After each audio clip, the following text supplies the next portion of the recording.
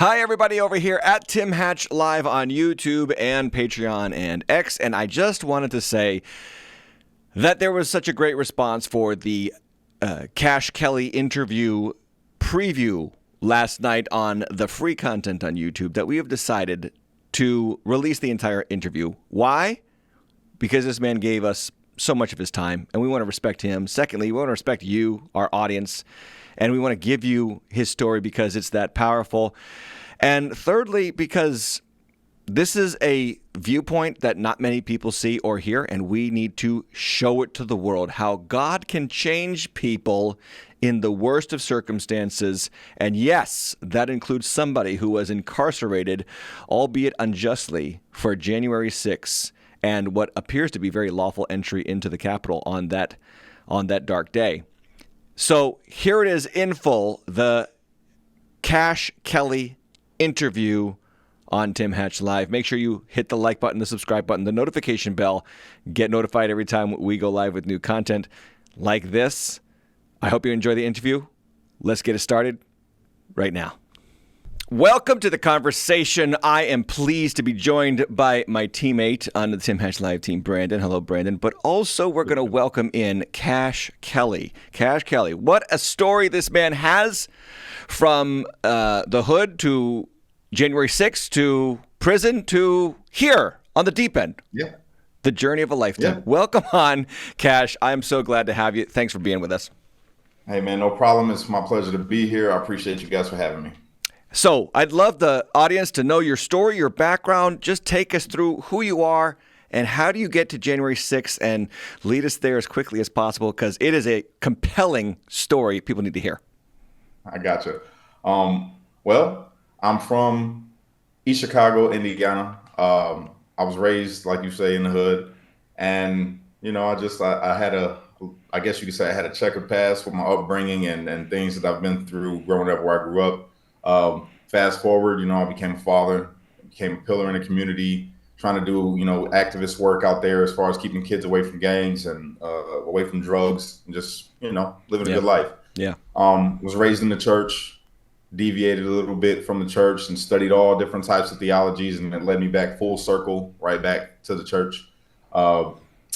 And then as far as how I got involved with January 6th, I made a viral video in 2020 when the riots was going on, and you had BLM and Antifa and all that in the streets, and you had people protesting against the police officers.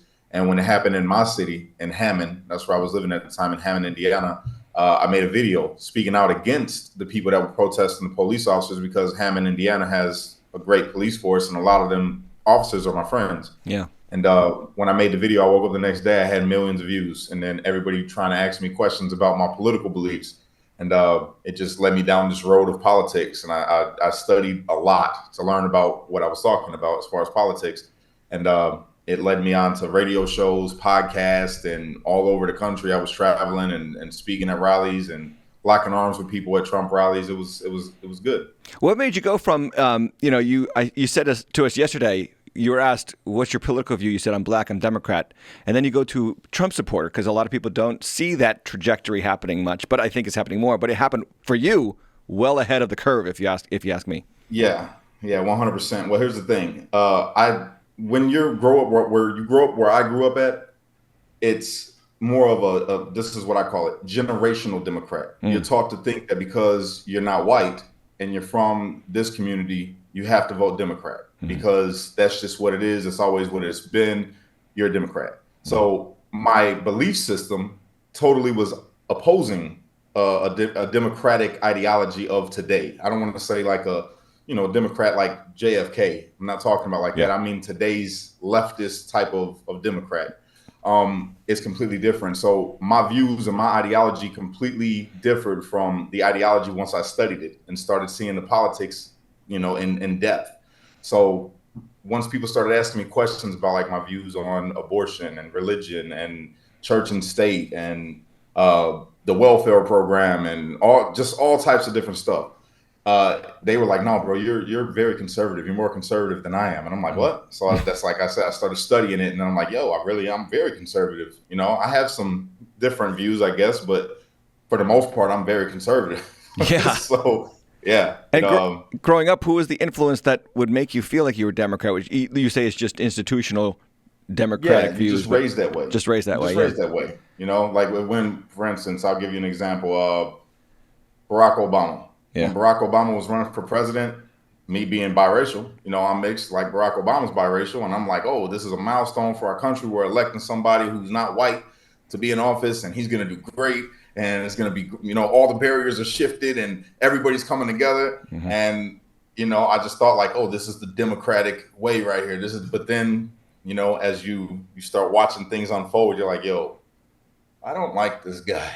Like what things were he's a great speaker, but nah, I don't like this guy. Yeah. What things were what was the first thing that you said, wow, wait a second, that's not good? Yeah. If you think about that. His views with the LGBTQ movement, they shifted. When he first ran in office, he was against it. And I was like, that's what I'm talking about. He's going to be a strong leader. He's not going to cave into certain things. And I liked it, you know.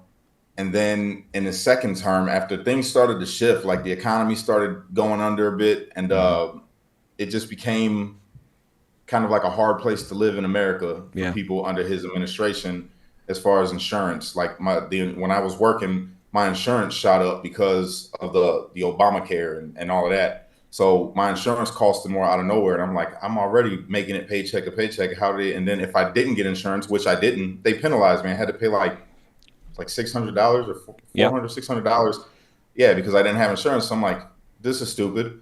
And I guess all them things is what made him, you know, go to say in his second term, now I support the LGBTQ. And that for me was like a big break point. I'm like, what? Yeah. Now you're making this your thing the economy sucks and you want to focus on this. And you just lied because in your last term, you said you wasn't with this, but now you are because you want the vote.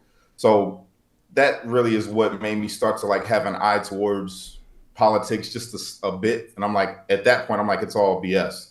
It's all BS. How does your community respond to you? The people that you knew, your family members? Oh, they love me. Yeah?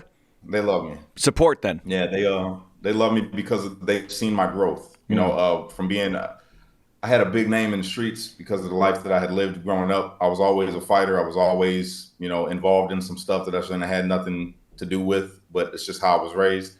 So at the age of 18, when I decided I'm going to change my life up and I want to be a good father, because I had kids, you know, I had a kid, I had another baby on the way, and I had just gotten married. So I'm like, I want to be a good dad. So that's what shifted me from the gangs. And I left the gangs completely alone by the age of 20. And that's when I started my community work. So people were proud of me in my community, except for the gang. Yeah. The higher ups in the gang, they were like a little upset, but they didn't know how to deal with me because I had already built this name and they know me. Like they know how I'll react if they try to react to me. Like if they try to, I lived in the heart of the neighborhood. I didn't move. Once I said I'm done, I quit. You're not supposed to be able to do that. I used to be a Latin king. All right. There is no, you just quit. Yeah. But I did. I'm like, just leave me alone unless you want problems. Yeah. And I'm gonna leave it like that. You know, even though I was trying to change my life, I still had this roughness about me. It's like, we can fight it out if you want to. I know you're not going to shoot me because you're not willing to kill me. And if you're not willing to kill me, then why point a gun at me? Because if you point the gun at me, I'm going to come back and you know how I'm going to react. It's going to be a big problem for you. So they just left me alone. They're like, man, just let him do what he wants to do. Yeah. Leave him alone. Let him be a dad. All right, we don't want to deal with this. And I cleaned up the neighborhood, man. I started telling people, don't come down this block with your hat broke off. Don't be wearing colors when you come down here. My kids playing these streets, and they responded well. My whole community loved me. My whole community, all the neighbors, the kids, the parents, everybody, the police officers. The police officers used to stop by my house and knock on the door when I started doing my music. They knocked on my door to buy an album and say, Kash, we're proud of you, man. You know, we like how you are now, and you used to be a terrorist out here, you know, but now you're doing good and we want to support you, and we just want you to know, man, we're really proud of you. You're doing good. It's awesome. So, yeah. Awesome story. So you're a Trump supporter. This begins when? Around early, I would say, before he was president. Oh, you become a supporter in 2020. Yeah. Yeah. Okay. What? Yeah. Just real quick on that. So how do you go from gang and all this kind of stuff, and then you're like, wow, I really need to support Trump? Because that's a big shift. A big gap. Yeah, it's a big gap between that. So I was, like I say, I was about 20 years old when I left the gang alone. I was 23 when I really got into the community and really started changing, you know, the views of the people around me as far as how they felt towards gangs and how they felt felt towards the police. So that was always in my mind to do. But now I'm 35. All right. So I was what, 31 during the Trump campaign? Yeah, about that, 31, yeah. 31, 32. 4 years ago. So when that happened, I had already solidified myself as a pillar in the community. And at this point, I'm everywhere. I go to Chicago, I go to Valparaiso, I go to EC, I go to White. I'm everywhere, and I'm spreading, just this message of unity to people. So how the switch happened was, I had already always loved Trump. Now you could go on my YouTube and you could see a video that I made when I was 23 years old when I was doing my music. It's a music video, and it's recorded in Trump Tower. That's how much I like Trump. I did my video in Trump Tower when I was 23. So. And when I'm watching the campaign happen, and all the news is always showing Trump and he's a racist and he's this and he's that, and then you buy into it, when you're watching just the news. Yep. So when all these people start messaging me and talking to me and they're asking me who I support and what do I think about Trump, I'm like, Trump's all right, but I think he's like a little racist. They're like, well, why do you say that? I said, well, because I just watched on the news. He said that there's good people on both sides, or that Mexicans are this and that. And they're like, nah, bro, you need to really go and watch these to get the full context, watch the full rally and see what he really said. Watch the full press conference. I said, all right, I'll do that. So I did. And I started digging deep. I'm talking about, I went and rewatched every single rally, every single speech that the man gave, and it blew my mind. It was like blinders coming off my eyes. I'm like, yo. So then I started really digging deep into Trump's life. And I'm like, this dude has awards from the NAACP. He gave Jesse Jackson the money to campaign when he wanted to become president and would not let him pay him back. He said, no, it's okay. And every rapper loved him. And I had to recall, I'm like, yo, you did a video in Trump Tower when you were 23 and you specifically chose that place because you like Trump. Yeah. So what happened? So then it, like I said, just took the blinders off. So then I started creating content showing how Trump's not a racist and how the media is lying. And then that just went crazy. And then I had all these followers of people that just liked the message that I was giving, as far as, the video that went viral was Black Lives Matter, but when Black Lives going to matter to us. And I was talking just to the community, and I'm telling them like, yo, you guys are over here getting mad talking about a cop that's killing Black people, which is not a lot. It doesn't happen all the time, but the media pumps it up because once they say racism, they know that you're going to react. So that's what they do. And then I'm telling them like, what about us? How come we don't get angry when we're killing each other? Because that's what happens on a day-to-day basis out where we live. Where we live, it's not the police killing us, it's us killing us. And it just don't stop. So if you're going to say Black Lives Matter, then let's make them matter all the time. Yeah. Don't just do it when it's a racist white cop that's killing somebody that's unarmed, And then I went in on BLM. I tore them up because I'm like, they come out here and race bait. They're not even from the community. And they're trying to make you have a problem with police officers who used to be your dare officer. These are cops that you've known your whole life, and you ain't never had an instance of police brutality or police violence towards you in our community. So why are you going at these officers who've done nothing wrong based off of this one officer who you can say is a piece of garbage because of what he's done? It doesn't make sense. So that video went crazy. It went super viral. And it solidified everything, man. I just started studying politics and community outreach, So you go to January 6th. Why? Well, at that time, I'm really deep into the politics, and I'm frustrated because COVID and lockdowns, and I'm watching other people be able to go out and tear up the country. As long as you're going out to commit crime, it's okay if you're outside and you don't got to worry about wearing a mask. You don't got to worry about social distancing. Yeah, that's fine. Where my friends are over here losing their businesses. It's hard to pay the rent. Yep. People lost their jobs, and it was very frustrating for me. So when the election happened, I was upset because I watched on the news Trump leading crazy in the polls. And then at 2:00 in the morning, it switched, and he called it the night before. He said it was going to happen. He said they're going to be these mail-in ballots is going to be a massive dump, and you're going to see it, and you'll see they're going to try to steal this election. And sure enough, it happened.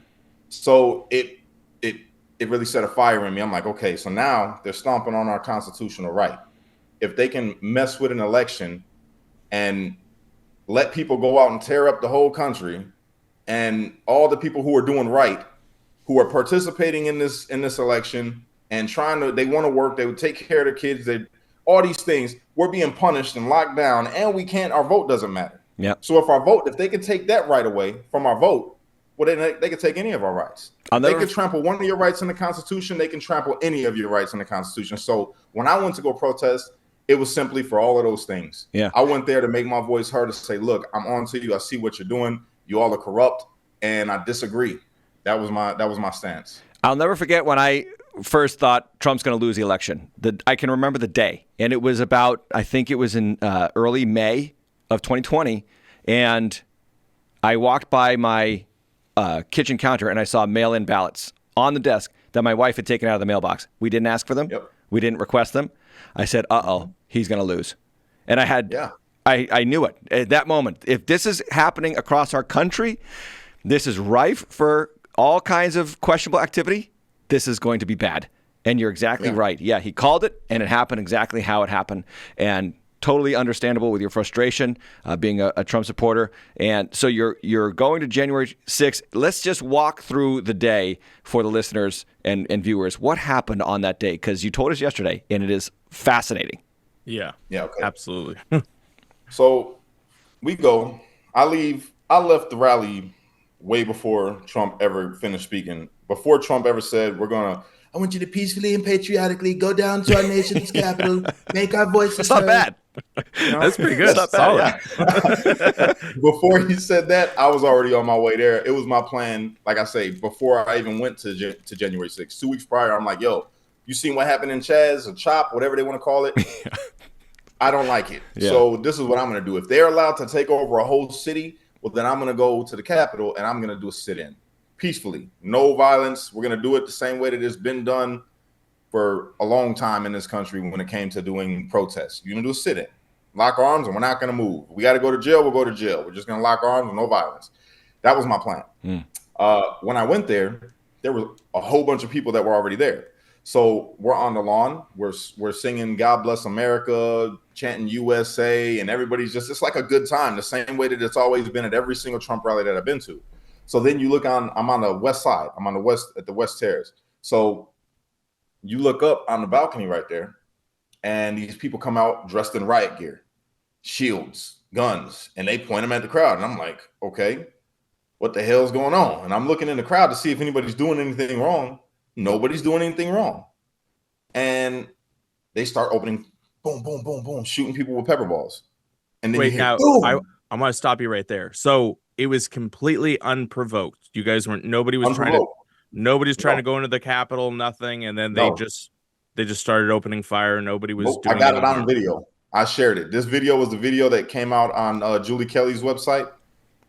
She took my video because the feds were trying to say that there was no flashbangs thrown into the crowd. All right. This is in their report, in the FBI's report, that there were no projectiles, none of that. It didn't happen. So I'm like, well, I got this video. I'm locked up at the time, and we're reading this in the Discovery. So I'm like, okay, well, look, I got this video. I saved these videos on a hard drive that I hid before I went to jail because I'm like, they're going to try to take everything. So I hid all types of files. I got all types of stuff, but I haven't released any of it except for that one because I didn't want other people to get locked up because you could see a whole bunch of stuff happen and a whole bunch of people. And I gave her this video. And when this video dropped, I kid you not, it went viral. It made the news. It was on Fox. It was on CNN. It was on MSNBC. My video, and it's me in the video, and I'm like, yo, look at what they're doing to us. We're just out here singing God Bless America, chanting USA, and these people coming out and shooting us. I'm giving the whole narration. I think I've seen that video. Anything. Yeah, I've seen it. Yeah, that's me. And I'm telling them, I'm like, what are you doing? We supported you in 2020 the whole year when they wanted to defund you and they're attacking you. Why are you shooting us? And I got mad. So now the whole crowd's getting mad because there's women, there's children, there's elderly people standing in this crowd singing God Bless America, chanting USA and all these things. And this is what's going on. This is how you react to us. And they're spraying mace. They're doing all types of stuff. So one guy has a heart attack. I run over there to him and I run over to the police. I say, hey, this guy's having a heart attack over here. He needs help. This is the response. Yeah. That was it. And I'm like, are you kidding me? So people lifted that person up and moved him out the way. And another guy got shot through the mouth with a pepper ball. When they shot it, it went straight through his cheek. It was crazy. It was crazy to see all that stuff happening. So things start to escalate where you are. You had said that on the east side of the Capitol, people were letting people in. They were letting people in. So how do you enter the Capitol? This people have got to hear. Okay, so this is how I entered the Capitol. So everybody was agitated at this point. They're firing up the crowd, and at first we move away. So I start to move away. I'm like, I'm just going to get out of here because it's hard to breathe. Mace is everywhere in the air, and they're shooting people with pepper balls. Right. So I'm like, I'm going to go back this way. Projectile went off, hit me in my leg when the flashbang went off. It was that close. Boom. The projectile, boom, hit me in my leg. I'm like, whoa. So people got mad and they went towards where the police were doing all these things. They go up the stairs. And the police at this point are like, now we'll let them through. For me, it was like they riled up everybody on purpose. Got everybody riled up. Okay, now come on. So they moved to the side. And they let everybody start walking through. So I go and I look at the cop. I say, yo, we're good. I can go in. He was like, yeah, you're good. Just don't break anything. Don't steal anything. Well, he okay. Ushers you right into the building. Yep. I walked into the building. I go in. I'm recording. I'm like, this is beautiful. I'm loving this. We're inside the Capitol. This is awesome.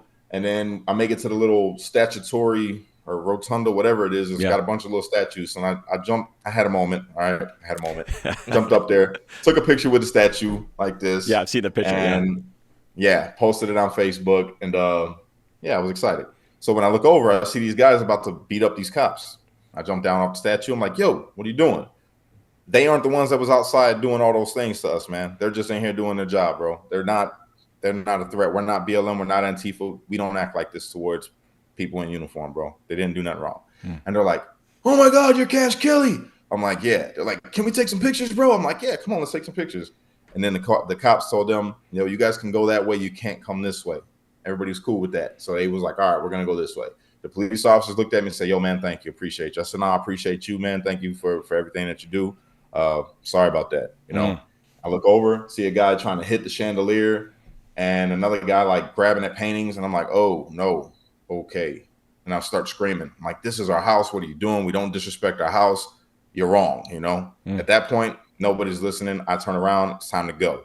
So I go back the way that I came and I wasn't far in there, so there's SWAT coming straight through the door this way to the door that I walked through initially that is now barricaded. Now they have barricaded the door that they just had open. Yeah. Okay. So you can't get out. I'm like, yo, yeah. I'm like, look, I just want to leave. I ain't with nothing that's going on over here. I just want to go. And they're like, all right, man, go ahead. You got to go through the window though, because we can't open this door. I said, okay. The cop helped me through the window. I go out and I told the people, look, don't go in there. SWAT's behind that door and they look like they're ready for some work. So just go home. They're like, no, man, we're going in. I'm like, all right, do what you think. Do your thing. Do what you want to do. But I'm telling you, this is a bad idea. And I leave. And it was at that point that I'm like, okay, this just happened. And I might be going to prison, especially when I got to the hotel and seen the news. And I'm like, oh, my God. And I seen chaos on the news. I'm like, whoa, I didn't see all of that happening. People literally fighting with the police. And I'm like, yeah, this is crazy. Now, I have a real quick question. How long were you actually in the Capitol itself? Like 10 minutes. Oh, so you're only in there for 10 minutes. That you had those couple interactions. You saw the cop guy on a chandelier, guy trying to steal. I knew right away. Once I seen people doing that, this ain't the spot for me. Yeah. I'm on pretrial release at the time for a whole nother case. I'm like, now I'm a part of a whole. I'm an accessory at this point. If I stay in here, then I'm showing that I'm okay with everything. So I left. I'm like, I'm not okay with this. I'm leaving. Tell the viewers what you mean by that pretrial release thing, because that's a whole nother story. But if you can, just summarize, because it's not what people think. All right. So I was on pretrial release for a conspiracy, and I was fighting it since 2017.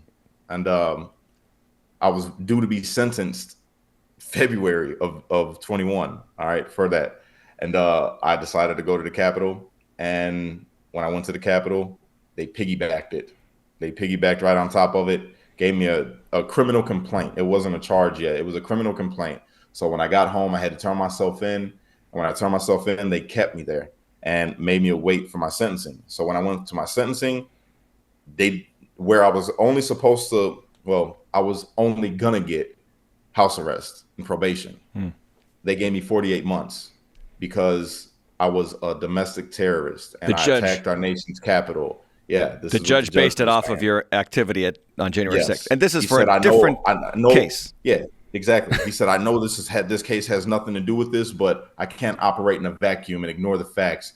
And this is just, I can't believe that you would actually go to our nation's capital. And I'm sitting there and I'm like, he's not said anything about the crime that I had, that he was there to sentence me for. It was all January 6th. That's all any person could talk about was just January 6th. And then the whole time while I'm locked up, they had me on the news. Chicago man storms the Capitol. Hammond man storms the Capitol. Got my face up there holding the flag. And then, that went away pretty quick once the mugshot came out and they showed this face that didn't look like a white supremacist. So sure, yeah. You don't fit the narrative. Yeah. Exactly. So you're sentenced to 48 months. You go to this thing you call a pod in Washington, D.C. and explain the conditions. After sentencing, I got moved. Yeah. I went from Porter County, Indiana, to Oklahoma, and then from Oklahoma, I went straight to D.C. I got to D.C. DOC the beginning of March 8th of 2021. D.C. DOC, 2021. So pretty expedited to get you in prison. Oh yeah, it was quick. It was real quick. Explain the conditions of this pod. Okay, so we were on lockdown, and they said it was because of COVID restrictions, which none of the other places that I had been had any restrictions like that. But there, they locked us in our cells. One man, you didn't get a bunkie. You only had yourself. Mm-hmm. So you're locked in the cells for between 24 to 36 hours at a time. Sheesh. You come out for 1 hour to take a shower and make a phone call. That's it. And we all went through that for a long while. And then, gradually as time progressed, we started taking a stand a bit more, and they had to give us more time out of our cells. We were reaching out to the news agencies, and we had a lot of stuff going on. And these are all January 6th other people as well there too, right? That you're in these cells. How were those people? I mean, are we talking? These look like hardened criminals? Are they like what sort? Tell me the dynamic of the other. You had Marines. You had Marines that were locked up. You had Army vets. You had people from the Navy, the Air Force. One guy worked with the FBI. You had a bunch of different people. Some people had a checkered past like my own, but they had already, like me, changed their lives. They were doing good, but they had already been through things before. So it was a mixed group of people, and we all bonded through January 6th. It was like, we all believe the same thing. At first, I was terrified because I'm like, okay, the news says that I'm about to be around the worst white supremacists in the country right now. Yeah. So when I get there, they're like, oh my God, the same reaction. They're like, yo, are you Kash Kelly? I'm like, yeah. They're yelling through the door. I can't believe I'm here with you, bro. This is crazy. I follow all your stuff. You get a hero's welcome. So I'm like, yo, these ain't white supremacists. They love me. This is all right. I'm gonna be all right here. So we all bonded, man, and we just tried to make it through. That was it. We tried to make it through each day, encourage each other. We would pass by each other's cells when we would come out for a little bit of time, and hey, man, you good? You need anything? And I'm like, yeah, bro, I ain't got this. I'm like, all right, we'll go grab commissary and leave it at the door. So when they came out or when the officer came by, they could pass them the stuff, so they could have something to eat. We would share books, reading materials. We bonded, man. Those are my brothers. Yeah. I don't care what nobody tells you. The Oath Keepers, at least the ones that I know, Kenny Harrelson, Kelly Meggs, Jessica Watkins, not racist. They are not white supremacists. They have people of different ethnicities that are a part of their family, and I love them. I love all three of them.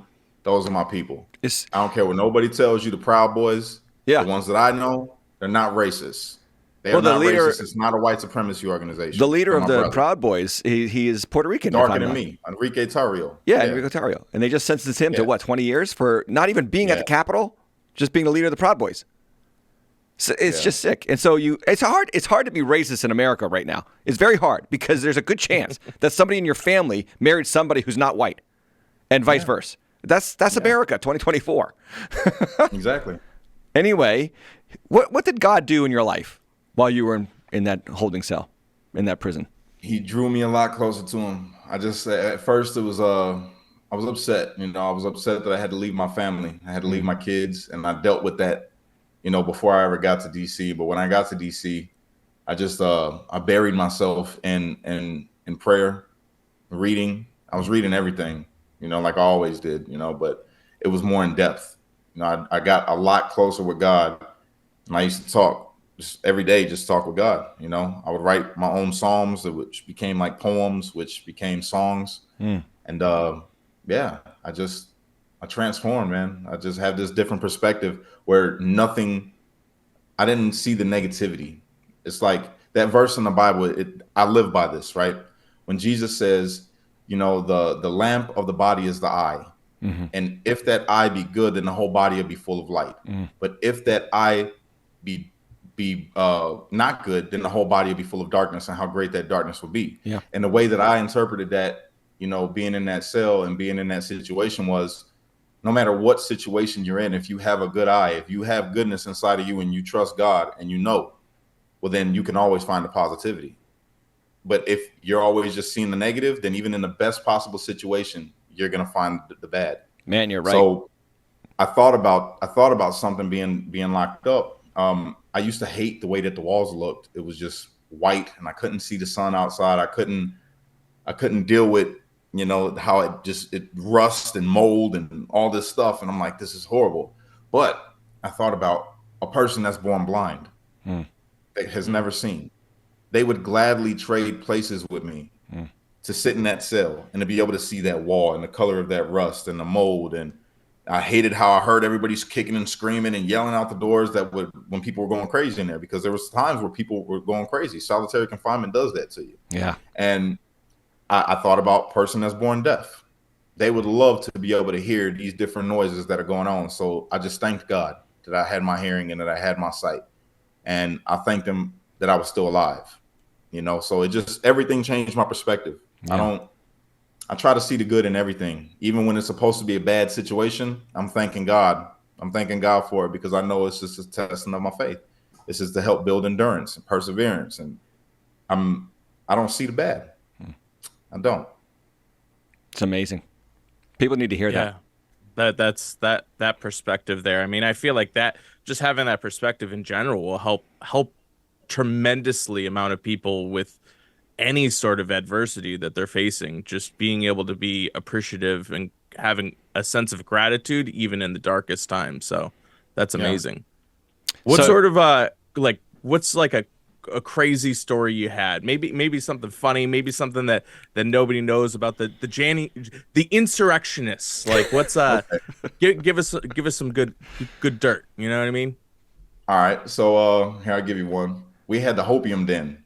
That's when we were able to come out of after a couple long months, they let us start to come out of our cells for 5 hours a day.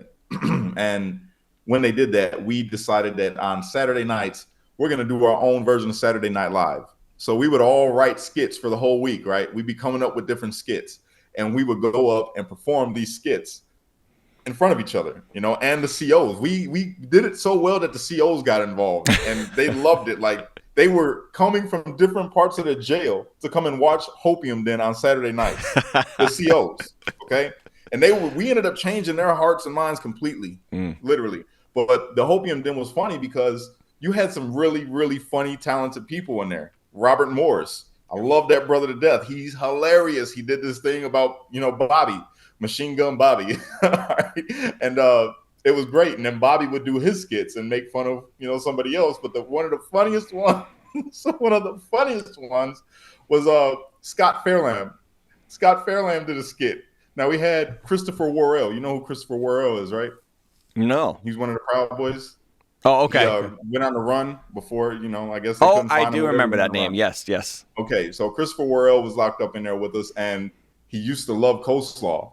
So we started calling him King Coleslaw. So Scott Fairlamb does this skit of Christopher Worrell, and he's wearing his shirt all high, and he got this little funny look on his face. It's just like making a little montage, making fun of him. And it was so funny because Worrell couldn't help but crack up Like he sat there and he died. When Scott went and grabbed the coleslaw, he put his hand in the coleslaw, stuffing the coleslaw in his face. So that was like one of the funniest skits that we ever seen there, and we all laughed at each other. Like they did me. Oh my god, you should have seen the skit that they did of me. It was hilarious. What they pick on you about? What they note out? Everything. Because I read so much, I read everything. So they put a whole bunch of books, and they changed the way that they acted. The way that they how do I describe it? They put on a black character. Yeah. Like sometimes, like when I would get mad, you would hear the street come out of me when I'm angry. Yeah. Then most of the time when you talk to me, I speak pretty eloquently, when I talk to people, especially when I'm talking about something that's knowledge based or theological or whatever. So they would switch it on and off. Like somebody will make them mad, and then they'd be like, "Hold on, fan, don't you?" And like they turned on their character, and then they go back and like, "No, it says right here in this book." So it was funny, It was just great, man. We had some fun. We had some fun times in there. That's how we did it to cope. Like even on the bad days, right? We would get together and have fun. So you're in there for how many months? From March to just recently, right? 3 months ago?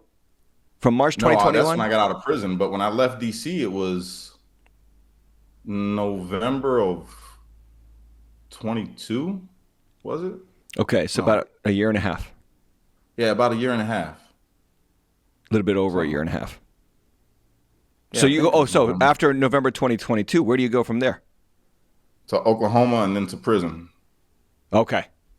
I went to the transit, and then I went to prison. I went to Lexington, Kentucky at a low, and then they shipped me from there to Tucson. We had to go through transit a couple times, but I went to Tucson, Arizona. So you're in prison for the previous incident in Chicago? Altogether. After I got sentenced for the DC. So this is the crazy part. This is why I tell you that the justice system is it needs some work, They held me in DC DOC. But this is also how I know it's God. Okay. They held me in DC DOC. They would not let me take a plea. They would not let me say, I want to go invoke my speedy trial rights. Nothing. Okay. They kept me there on 2 misdemeanor charges that carried a maximum of a year at max. How did I do a year and a half in DC DOC as an already sentenced inmate? I'm sentenced. I'm not supposed to be around these guys. They're all pretrial detainees. I was not supposed to be around any of them.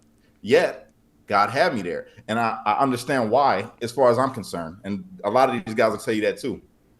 With me being there, I was able to soften up a lot of the COs and get them to understand that these guys ain't what the news is telling you. Yeah. So I was kind of like a bridge between the staff and the inmates, and I was able to take a stand for the inmates. Like I wowed out. Like I showed out one day on this officer named Corporal Hayes. I lost it on him. I went completely nuts, and at that point, nobody knew that you could talk to the staff that way. And I'm like, yeah, I cussed this man out. For what? For the way he was treating the inmates, the January 6 people. Treating all of us. Yeah. He specifically threatened me. Specifically. Yeah. And I lost it. I'm like, you know what? I ain't taking it no more. So I jumped up and I was ready to go. I was waiting on the bus to move. Yeah. But it didn't happen like that. I ended up going to my cell, calming myself down. I went to my cell. He locked me in for about a day and a half. Gee. And then he was calling out because I was on detail duty. So when the next CO came in, I came out and I'm doing my work. And he calls on his day off up to the prison to say, is Kash Kelly out of his cell? And the staff's like, what? Yeah, he's out of his cell. He's detailed. He's like, no, put him back in his cell. He's off detail now. That's you broke your own code. You can't do that. Yeah, targeting. You're targeting me. Yeah. So now I'm like, you know what? And at this point, I had a huge following. So I reached out to all these different people, news agencies, and I had this jail. They were so angry at me because there were so many people calling up to that prison, to that jail, TCDOC, and they were blasted all over social media, blasted all over the news. And the captain, I called for the captain to come down, the sergeants, everybody. So they come down and I told them what's going on with this dude. I'm like, he's harassing me. At this point, he's just harassing me. And I don't know what I'm supposed to do here. He's threatened my life. told me that he's gonna have me killed, all types of stuff. And the officer stood up for me. He was like, yo, he did. He said he did say that, and he did call up here right now and tell me to put him back in the cell. And I was like, so the captain was like, all right, fill out this grievance form. I'm gonna handle it. Don't worry about it. And you're fine. You ain't in trouble. You stay out, all of that. I said, all right, cool. Thank you. Appreciate it. Then they had me talk to J.E. Williams, who is Internal Affairs. And this happened in June of 2021. So when Internal Affairs gets involved, I tell them the whole story, and I told them not even just that. Now I'm able, if I'm talking Internal Affairs, I'm saying everything. I said, and this officer, he called this dude a cracker and some other names on top of that. They've been racist towards a lot of these guys in here because they perceived them to be racist. He threatened this person and told him that he was going to kill him, and that he was going to beat him and throw him over there on the other side of the jail with the real Black Lives Matter. They ran in this cell this night and threatened my man Scott. I told him everything. I went all the way out there and just told everything. I'm like, whatever. If anything's going to happen, it's going to happen. At this point, I got the opportunity to talk to this guy. I'm going to do it. And after that, the marshals started getting involved. Wow. United States Marshals kept coming into our pod just to check on us and wellness checks and all of that. So it started to shift the dynamic. They were under so much scrutiny. Yeah. You know, the judge over one of the cases held the jail in contempt, held the warden in contempt. What ended up happening with all the stuff that we were doing all together now, it wasn't just me at this point. Now we're all speaking out. Everybody's starting to get the word out. We're all talking to the news agencies. What ends up happening is the head of security that allowed their officers to threaten us and call and do all that, he got fired. The warden fired. The head of the ERT, Quincy Booth, fired. The deputy director and deputy warden got suspended for like 9 days with no pay. Wow. It was all types of stuff. So then they came back and they were just so nice. Yeah. Oh, yeah. Oh, hey, how are you guys doing today? Yeah. Happy January 6th. Hi. Oh, we know you're not racist, honey. You're fine. They switched up everything. It was, it was good.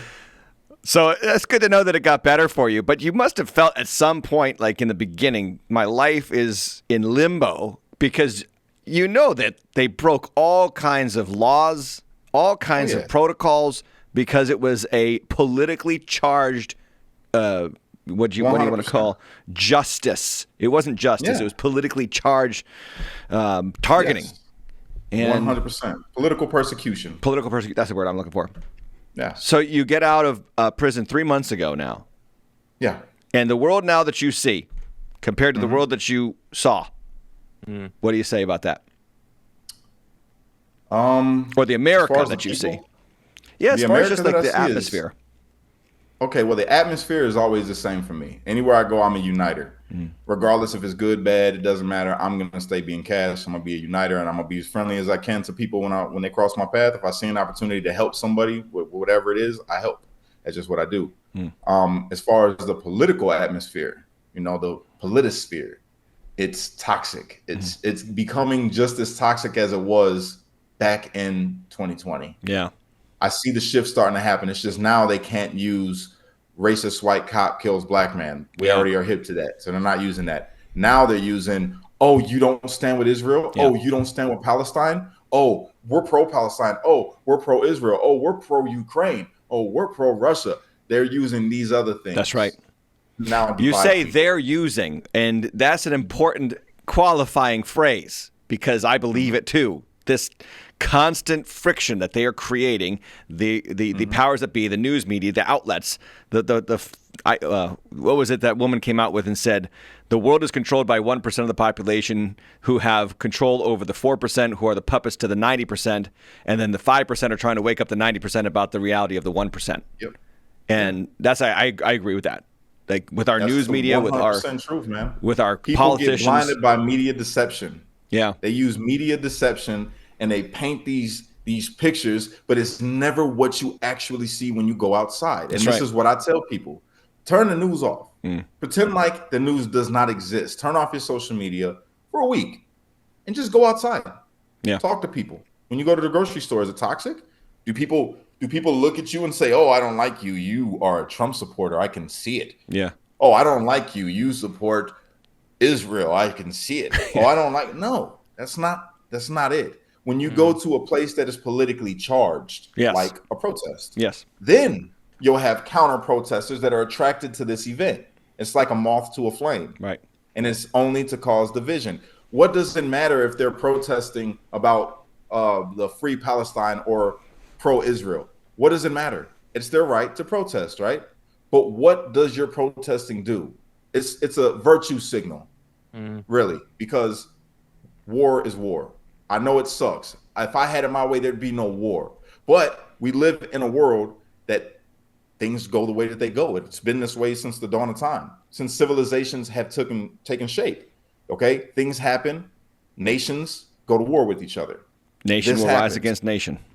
Is it sad? It is very sad. The loss of life in any manner is sad. Yeah, it sucks.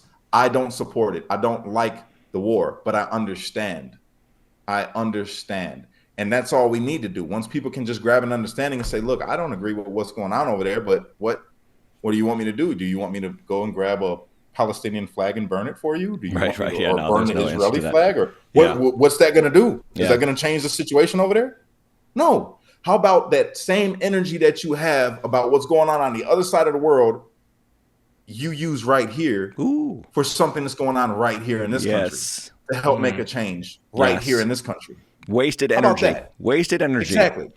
You know, you do go to prison because basically you could just tie a string between your coming awake, not woke. Awake. And that's your organization, Awake Not Woke. AwakeNotWokeStore.com. You could go there and get the merch. In America, we can agree to disagree. Yeah. Good. Change, you know? So you got Awake.woke, and you could tie a string between that moment coming to realize that you're actually a conservative and you think that Trump is the right choice for president in 2020.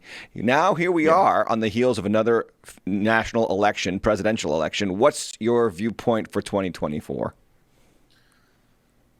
Big Papa Trump is going to take out the trash. Hopefully he takes out the trash. Yeah. I hope so. But at the end of the day, it's not going to change anything. Yeah. All right. For me, because I understand the importance of what I'm here to do. Now, I support Trump because of his policies. I love his policies. That was good for America. That's what I love. When America's doing good, I like that. I like to see people working and being able to provide for their families and not stressing about how they're going to get to work because gas prices are so high or how much eggs cost. So that's why I support Trump. His policies were better. You know, the prison reform, the opportunity zones, the manufacturing of automobiles, all of these things, making us an exporter again instead of an importer. Right. All those things is good for our country. That's why I like Trump. You said the First Step Act helped you get time off. That was what I was about to say, man. I got out early because of that prison reform, First Step Act. I got out early because of that. So, you know, thank God for Trump for that one. But here's the thing. If we base all of what's going to be good in our country off of the president, then we've missed it. Yeah. We've missed it. The president is the last part of why this country is the way that it is. All right. Yes, he signs things into laws that take effect, and I understand all of that. But it's on a local level. Right out here in Chicago, right? Why don't the people hold the city aldermen accountable, the city councilmen accountable, the mayors accountable? These are the people that affect change in your community. Yes. Okay. Yes, prices on everything suck, but why is there no job creation happening over here in this city? And why do you have all these people who are not from this city working in this city? Why is it that our streets are plagued with drugs and crime, yet you all live in the suburbs in a nice house, but you represent us, but we don't get represented? None of what we want to happen. You made our city a sanctuary city. We didn't want that. We didn't want a sanctuary city. We didn't want our streets to be plagued with all these people that, and I hate to use that word, but it's really what it comes down to, because now you have an influx of crime. Well, who's committing the crime? Oh, it's the blacks. No, it's these people that you brought in. That's right. From other countries. Yeah. That are committing all types of different crime, that are out here selling all types of drugs. Oh, but that are bringing all types of diseases. That goes against the narrative. I hate to say it, but it's true. Yeah, but that goes against the narrative. Standards. It goes against the narrative that they want to foist upon the American populace, that these people are going to be wonderful additions to our country, and they are not. When you don't have buy-in into a country, you don't have any skin in the game. So who cares about your community? Who cares about where you live? That's where we need to put our focus. Yeah. All right. People don't realize that the governor is really the president of your state. Yeah, that's right. So if your governor is not governing your state the right way, you need to hold him accountable. Let me ask you this. Protest. How do you how have you found personally that it works best? Like, what has given you that internal peace that you have? You know, you're somebody that went to jail for President Trump, essentially. You know, you're going down there you experienced the repercussions, political persecution. I got you. Yeah. So you went to jail because of that, in support of that. And now you're saying, you know what, if Trump gets elected, I support him. I'm rooting for him. But that doesn't change me. How do you get that peace? Well, understanding how it all works. Understanding how this whole thing works, man. I was very, very into the politics, but now I'm very, very into God and my mission from God. Yeah. And our first mandate. It's our first mandate that I focus on. Yes, I am a resident in Indiana right now. Yes, I am a citizen of the United States of America. I love this country. But my first mandate and my first citizenry comes from heaven. I'm a kingdom citizen. All right. So being a kingdom citizen, yeah, I know that all these things are not perfect down here, and it needs some work, and we need to pay attention to it, and we need to be vocal about things, but not to a point where it makes me forget my first citizenry. I still have to act accordingly. When an ambassador goes to another nation, he's acting on behalf of that nation. He still is governed by his government. That's right.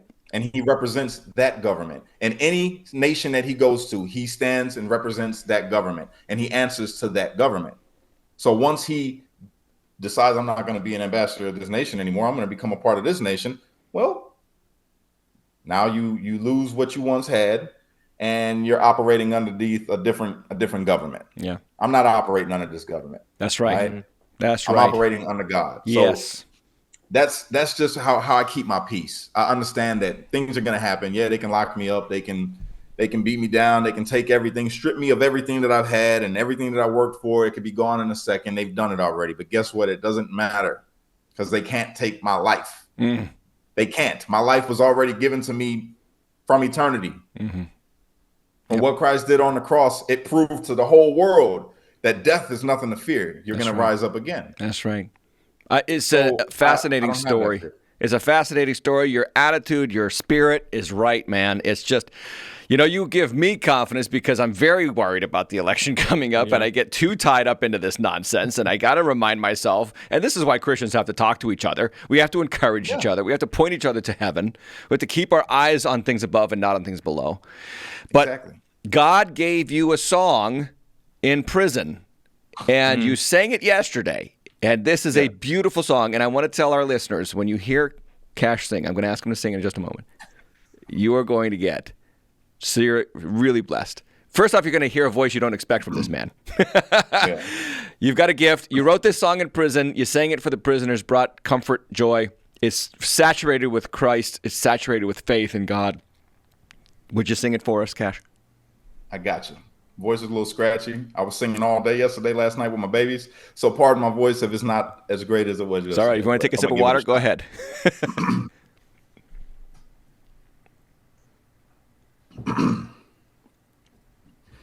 When I'm at the height of a mountain, or my lowest of lows, I look to you, the maker of my broken soul. So when the world sees me as hopeless, condemns me for my crimes, I'm thankful, God, I'm so grateful you gave me this time to say, forgive me, give me your grace, give me your mercy. God, please help me to change. You're who I need. God, help me be one who stays upon your path and never leaves.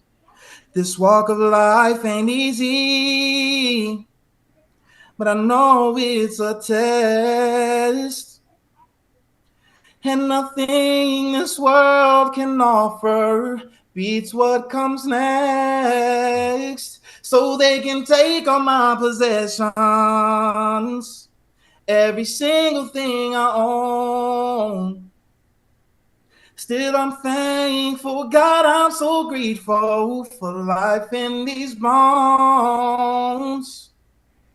Cause you forgive me, give me your grace, give me your mercy. God, you help me to change all who I need. God, help me be one who stays upon your path and never leaves. No, no. Yeah, one who stays upon your path and never leaves.